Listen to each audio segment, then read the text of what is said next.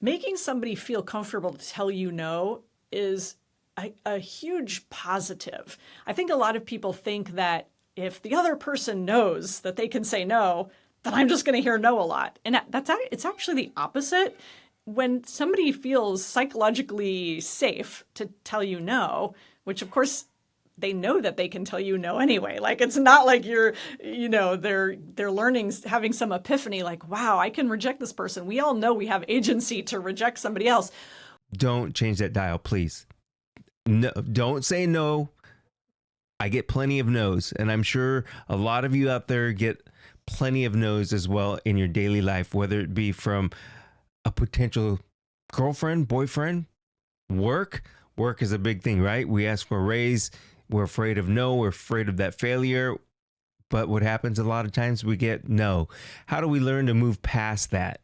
Well, we're going to learn about that today with my guest, Andrea Waltz. And she is also a co-author of a book called Go for No. So if you're ready, let's just get right into it. There's a couple things. One, we're biologically wired to not get rejected. It is built into our DNA to not hear the word no. And you wouldn't think that because as kids, we're really good at hearing the word no.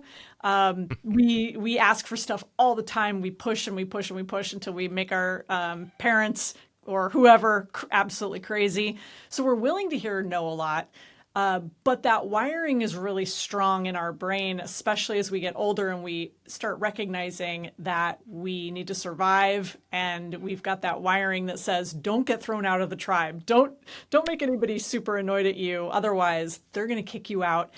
And so we start playing by the rules, like being really careful and really concerned about what people are thinking of us and the judgment and all of these things that we don't have when we're kids. And then also, Chuck, what happens is that we typically, all of us, in some form or fashion, whether it's a work thing or a personal thing, we get some kind of traumatic rejection, right? We get some kind of thing where somebody tells us no, whether it's we don't get picked to be on the team or picked to be in the club, or somebody that we're romantically interested in, or maybe it's just the job of our dreams. And we get that no, and it's devastating. And we kind of learn that doesn't feel so good and that we should avoid that. Yeah, you know what? When you're saying about that sports thing, when you're in elementary school and they're picking those teams, now that I think about it, that is probably the first big no, other than your parents. When you're trying to reach into that cookie jar, they say no. But in that social atmosphere, that no rejection or you're being picked last is a fear. It is, and it's real. And I have to tell you, like, I gave the club as a reference. I remember being in high school and wanting to join this girls' social club. And so I applied. You had to go and sit and be asked all these questions. And it was really kind of a popularity contest, to be honest. That's really what it was. And I definitely was not in the popular group whatsoever. I kind of thought being in this club would help me, but I didn't get in. And so I went the opposite way. I decided, okay, you're going to tell me no. I'm done with this school. Like, I just became super rebellious. My nickname in high school was Truancy. Like, I skipped class. It was bad. And at least my Spanish teacher called me Truancy. He loved that. And so sometimes those rejections, we don't handle them right. And I definitely did not have the tools. I didn't have the skills. I didn't have the mindset. I saw that no as the end, and I really took it so personally. I took it so hard. So we have all of this baggage as adults, and what ends up happening is that we give ourselves the no. So instead of waiting for instead of applying for the job or going for the club or whatever, we just decide it's too painful to risk, and so better off to give ourselves the no and hold back and don't try for things so that we don't have to experience that rejection. And that's really kind of the mission that my husband and business partner Richard and I are on. We wrote this book, Go for No, for business. It's a sales philosophy. I mean, that's really what it is. It's about hearing no in sales. But I guess my true passion like my secret passion. I don't share this very often, but I feel like on your podcast, it's perfect to be able to share. Is my passion is really to help people be better askers and to face the potential rejection in all areas of their life, big and small, little things, so that they experience all that life has to offer instead of giving themselves the no. Yeah. Your book, the original one that you co-authored, is a huge seller. You've sold over 500,000 copies on that one. And I also want to make sure that people know that they could get all this information that we're talking about or find out more by going to goforno.com. But I'm it's such an easy thing to listen to and understand, but it's so difficult still, I would say, no matter what, to get over that fear of rejection. Do you have any, is there a, gosh, I don't want to call it a plan or layout or methodology as far as trying to get over that fear of rejection, whether it be in business or in your personal life? Because both of them can affect you. Yeah. Yeah. Well, there is a I don't know if it's such a process so much as a collection of strategies, right? They're things that you can, I guess I'd call them tools in your toolkit. But the first one really is to kind of assess your no awareness. Like, are you somebody who thrives on getting rejection and the challenge of it, or do you hold back and look at like how many times you hear no in any given week? Now, for people listening who are in business, who are in sales, they might say like, I hear no all the time, right? Customers are always telling me no. But I think kind of the average person might say, I really don't hear no at all, like ever. And so having that no awareness, it goes a long way. That's kind of the first step. And one of the fun things that I just completed was something I called the Ask Your Ask Off Challenge. It was a 7-day challenge. And it was, again, for business, but every day the people in the challenge got a different assignment to make a different kind of ask. So some of them were businessy, but on day 4, on Saturday, I challenged everybody. I said, go out and just do a crazy ask. Like make something, and this is based on something that was started by a guy named Jason, I think Homer is his name, up in Canada years ago, probably like 20 years ago. And he called it rejection therapy. And he went out for 100 days and just heard no every day to something, like some crazy ask. And after he did that, a few years later, a guy named Jia Zhang did the same thing. And he wrote a book called Rejection Proof. Same thing, 100-day challenge, rejection therapy, went out every day and just asked for some random thing. And the asks were sometimes really big and sometimes really small. Like it could be asking a stranger for $5, right, on the street, or asking a stranger for $100. We get plenty of those people around here now. I shouldn't say that, but yeah, no, but I mean that's true. And those people, they learn, they need to ask. Yeah. Funny things, like at one time he was on a Southwest flight, and he asked if he could speak on the PA system on the plane, and they let him do it. He asked if he could get in and sit in the front seat of a cop car. He just did all these random things. And so the point is that when we practice that skill of putting ourselves out there to be rejected, that's when you build your resilience and your confidence, and you see it's not so big, not the big deal I think it is. I'm not going to die. The worst thing that's going to happen is I get a no. The best thing in some cases is I get a yes and I get what I want, but that getting no is not such a thing that we make it out to be. And I think because of our wiring, because of the biology and the DNA, we're so cautious of what people are going to think. Do we look pushy? Do we look beggy? Are we aggressive? And so this rejection therapy idea is really popular. In fact, it's a trend on TikTok right now. I didn't even know that because I'm not a big TikTok person, but it's a trend where people are going out there just asking for crazy things. You know, you go to Subway sandwiches. They'll probably kill me. I hope they're not a sponsor. Ask for a free sandwich. Like, just you just practice these things and you get told no, and that's how you build that thick skin. I can see how that is an effective way of doing this, the rejection therapy. And you often hear people say it is, what are you going to get? It's just a no. Go ask. But we're still so afraid to. And I think, like you said in the beginning, and it comes right down to a changing your mind, a mindset, a change in how you think about that word no. But again, it's so simple, but it is the most difficult thing. And even to ask is afraid, because I think, as you said, we prepare ourselves for no, so we don't even ask. We don't even. Yeah. We already rejected ourselves. That's right. Well, and there's a couple of things too that you got to think of. One is, and I tell people this all the time.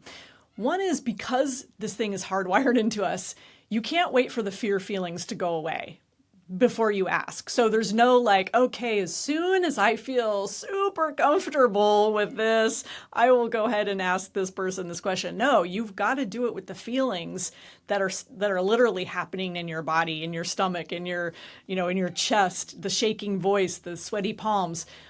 You can't wait for that physical reality to go away. You just have to deal with it. I remember when Richard and I started our business, I had to cold call companies like all the time. I was calling like major corporations, and we were nobody, and we had no resources, and we had a book that was absolutely not a bestseller in any way, shape, or form. So I'm calling these companies asking for to talk to the vice president of sales and different things.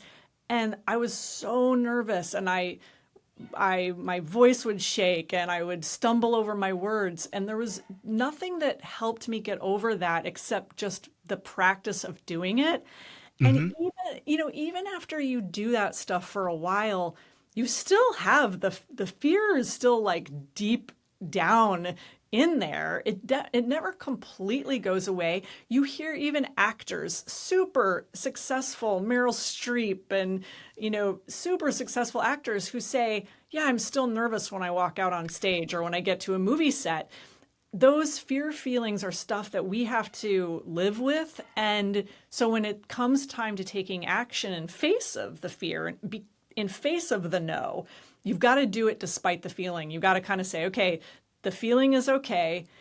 And sometimes what happens, and I like that you said the word mindset. What happens is we mistake that feeling, and rightfully so, because of our biology. We say, oh, the feeling is dread. The feeling is anxiety.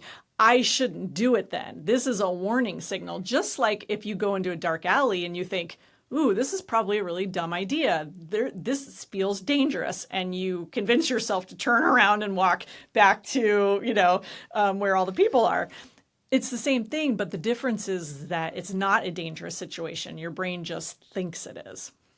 Yeah. Do you think, because that growing up process, and we start hearing no, and the fear that we're getting rejected, and we tell ourselves that's a scary place to be, and I don't want to be in that rejection zone.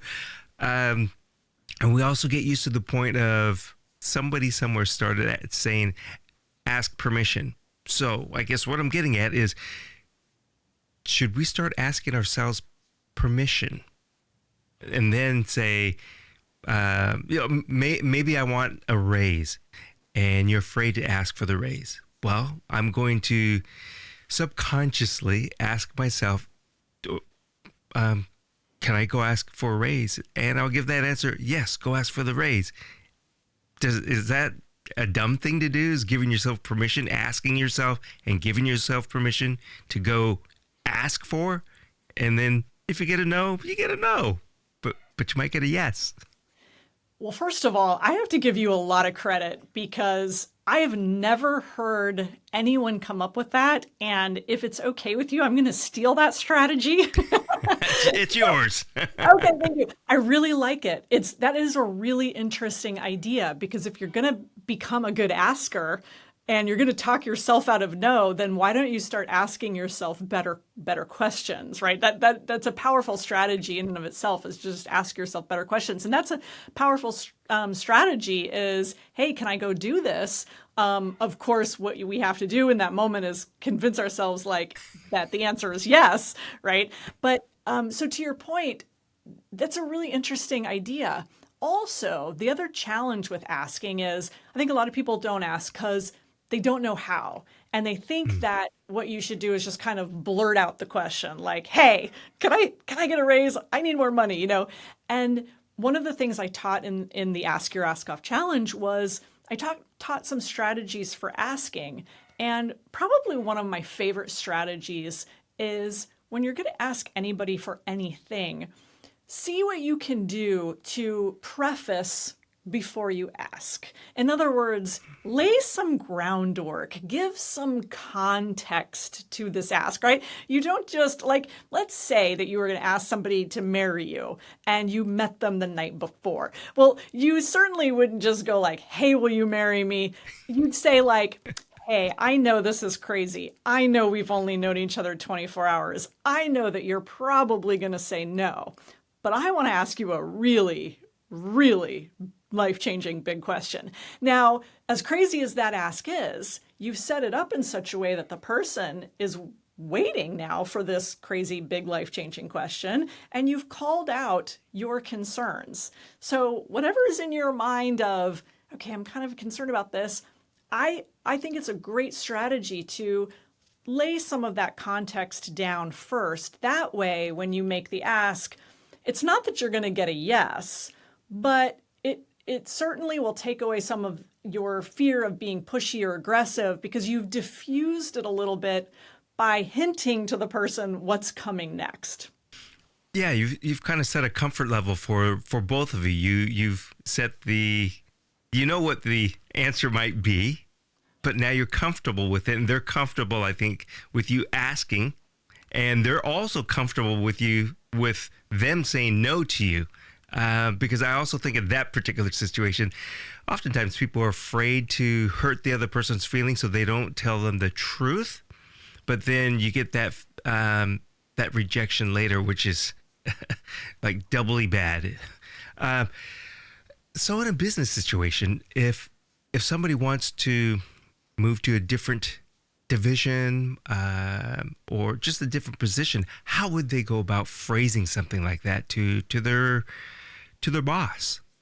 Yeah, so this is where there are much better, highly qualified people to talk about that particular thing that I am. That's where we get into negotiation. But I will tell you this, because I have a couple thoughts on this. And I did want to hit on one thing that you just said, which is making somebody feel comfortable to tell you no is a huge positive. I think a lot of people think that if the other person knows that they can say no, then I'm just going to hear no a lot. And it's actually the opposite. When somebody feels psychologically safe to tell you no, which of course they know that they can tell you no anyway. Like it's not like they're learning, having some epiphany like, wow, I can reject this person. We all know we have agency to reject somebody else. But when you make that very clear, there's a safety that says, ooh, I've got the permission from them to say no, so now I can listen without pressure. I can really take this in and consider it. So that goes such a long way, and I'm glad that you pointed that out, which is in part why go for no is what, the title of our book. It's why we say go for no. Like there's nothing wrong with getting a no. It's not the end of the process either. So going back to, asking to move to a different position or a different job or whatever the ask might be at work. One is you always need to think about what's this other person thinking? And the reality is that they're thinking what we all think when we get asked for stuff. And that is, well, what's in it for me? Right? Yeah, exactly. If somebody comes to you and they go like, "Hey, would you take me to the airport?" You're thinking, "That's a big favor. What's in it for me? What do I get out of this? Or can we stop at Krispy Kreme and at least get a donut on the way or something? Like, what do I get out of this?" So be prepared if you're going to make those asks to negotiate and come with some evidence of what's in it for this person. Why would moving you or giving you a raise or doing whatever benefit them? How does it benefit the organization? How does it benefit the mission and them personally? And if you can share those things either in your preface or right after you make the ask, one of the ways that you tie that together is to use the word because, right? So it's like, hey, and do your prefacing, right? Kind of lay out the situation and then say, I want to ask if you think it would make sense for me to go into this different division. And the reason why I ask is because, or the reason why I bring this up is because, and then you can kind of make your case, right? And so now you have a chance. Now you're negotiating, and at least you've made your ask and you've identified some of the reasons why it would make sense. And I think that goes a long way to getting that yes. And then if they tell you no, at that point you can say, all right, totally cool. And this is really important to get when you get a no. This is the thing that we talk about in our book, When They Say No, which is handle that no gracefully. Don't like flip out and be angry, and you might feel frustrated inside. But on the outside, you've got to take it with some grace and understanding that you don't always get what you want. And it was good that you asked, because when you do that, it lays the groundwork for the future. And that is so important, because no doesn't mean never, no means not yet. So you may not get the raise today. It may be a year from now or 6 months from now. You may not get the move to the different division. But if you handle that no gracefully, and then you say, well, hey, could you do me a favor? Let me know what I need to do to move to that different division, like what you need to see happen, and I'll work on it. And can I come back to you in 6 months, and can we revisit this? So you ask again. But Chuck, it starts with, having that, making that ask in a respectful way and handling that no properly. Yeah, I like that you really are telling the audience that you need to be able to handle it in a respectful manner if you get no. And again, we're about the part about asking permission, whether it be in a professional setting or a personal setting, about setting the comfort level and allowing the other person to say no, giving them permission. And I think one of the words, as far as on the professional side, you can use the word understand. I understand that this might not be a possibility, but I want to ask you this. And then, like I said, you lay the groundwork. I've given you the permission to say no, but here are my reasons. And if they say no, like I said, walk away gracefully. Maybe in your head you could start going, but don't show it on your face. Totally, yes. Now, we've been talking about Go for No. Again, Go for No is the title of your first book that you co-authored. That's a big #1 seller. And your website is goforno.com.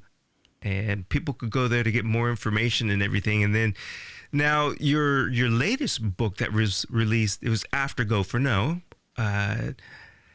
It also works along that no, what we call, I don't want to call it a theory, but it's around rejection and about no.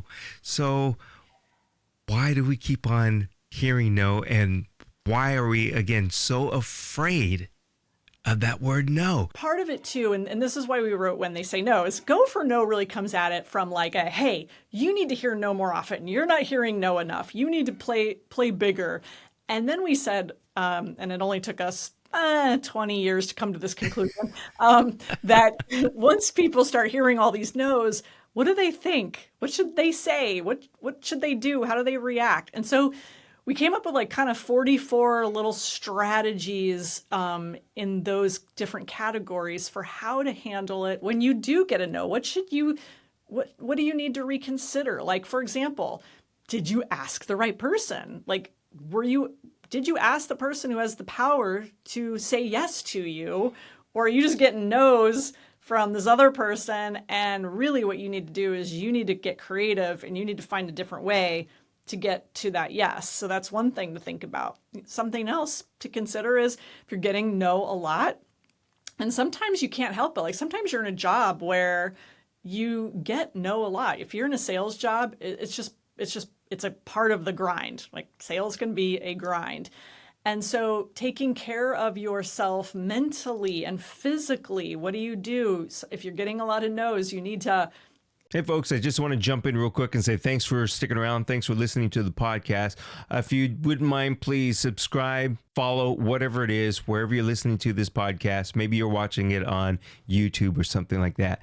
And remember, if you're a pet owner, please be responsible and have your pets spayed or neutered. All right, let's get back to the show. You need to pause. You need to get up. You need to walk around. Listen to like your favorite songs or go on YouTube and listen to some comedy, so that you just kind of change your state in relationship to how you're feeling right then from all the rejection. Because it gets to you, you know.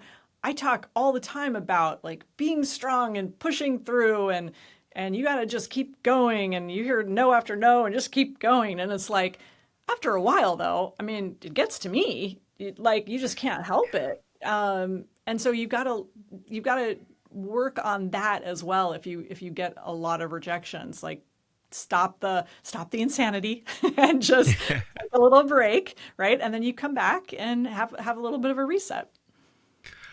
I'm going to throw a curveball at you, but it still has to do with our topic about go for no.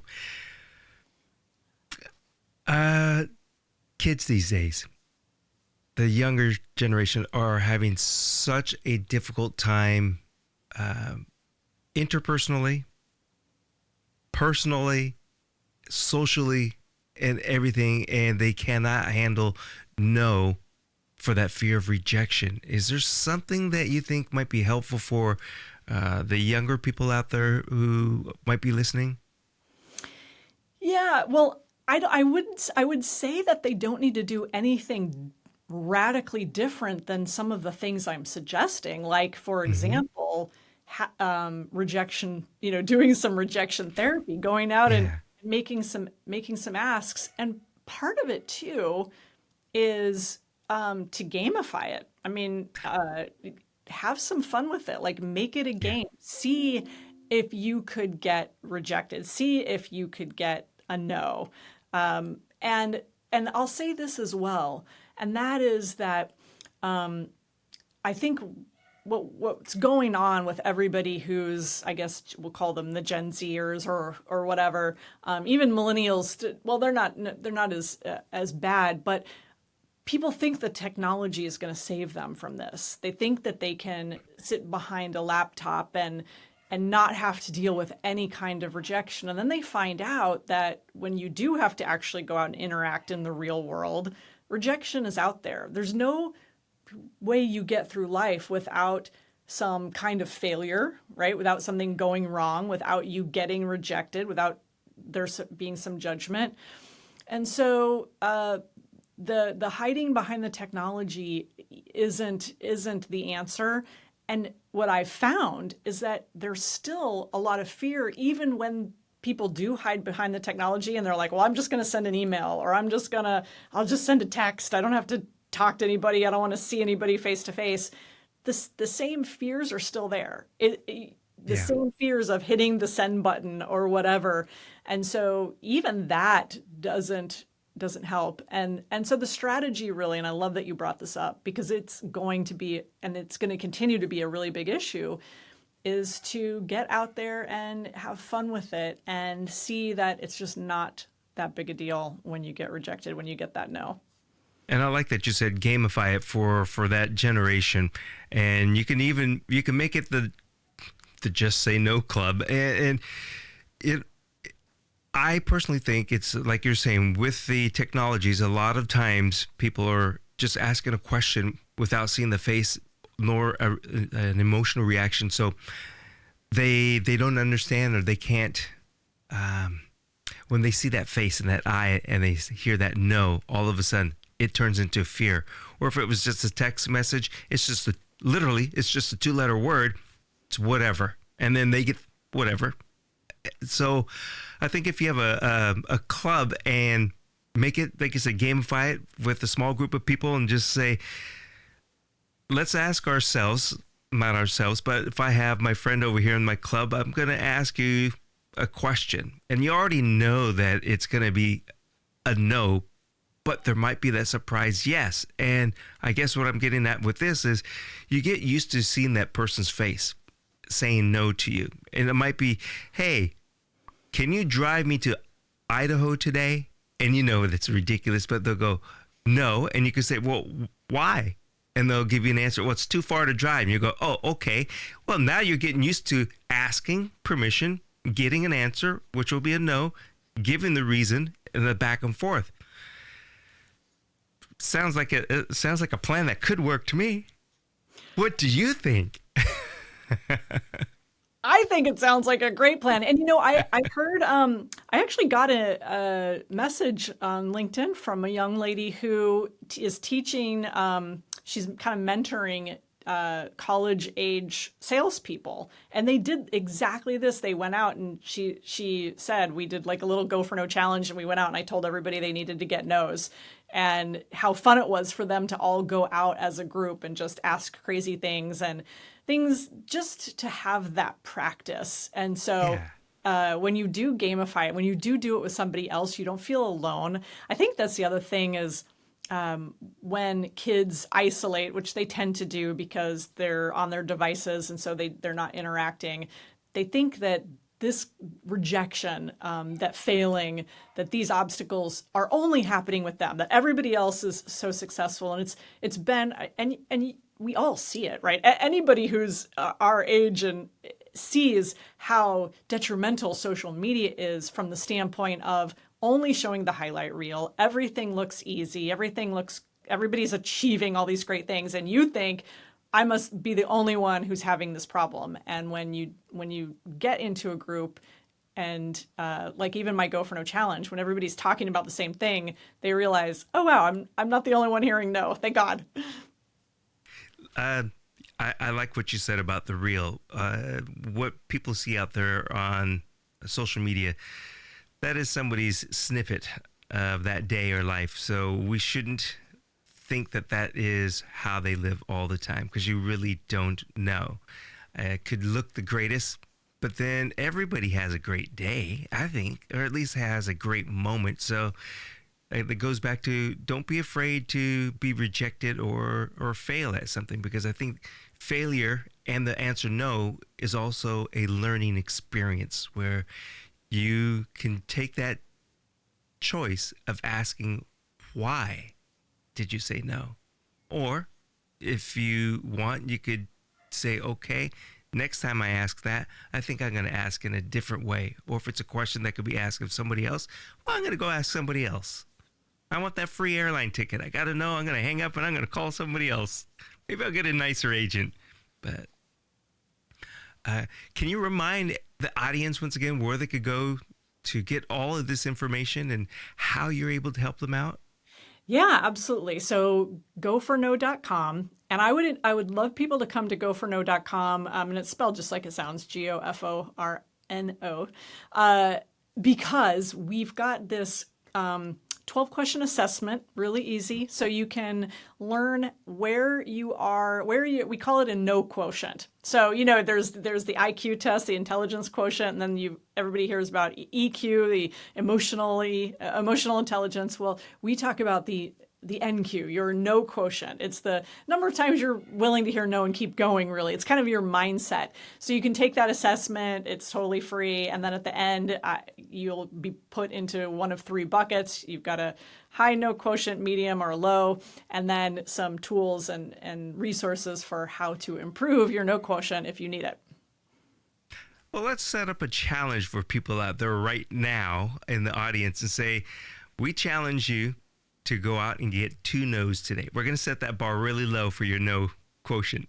So go out and get 2 no's. You can ask a ridiculous question. I love that you did that. It's so great. But can I add one thing? Oh, This is the yes. crazy thing, and I hope the audience lets you know about this. This is the crazy thing is they'll go out and they'll realize it's actually kind of hard to get no. That they're going to get some yeses, and then they're going to be like, "Darn it, it's actually hard to get no." And that's the amazing part about this is when you stop fearing no, when you stop caring so much about no, the yeses come, they come oftentimes easier than you would ever imagine and stress-free. Yep. And folks out there, we just gave you an example. Andrew asked, "Can I add something?" I could have said no. I said yes. So it's an everyday thing. Andrea, this has really been a lot of fun and a learning experience because, like I said in the beginning, I still have that fear of failure and that two-letter word no. So you've actually helped me. I'm gonna gamify it a little bit. I am going to make a point of asking a couple of things out there today, and I'll see if I could get some no's. I love it. I love it. Thank you so much. You're welcome. Thanks.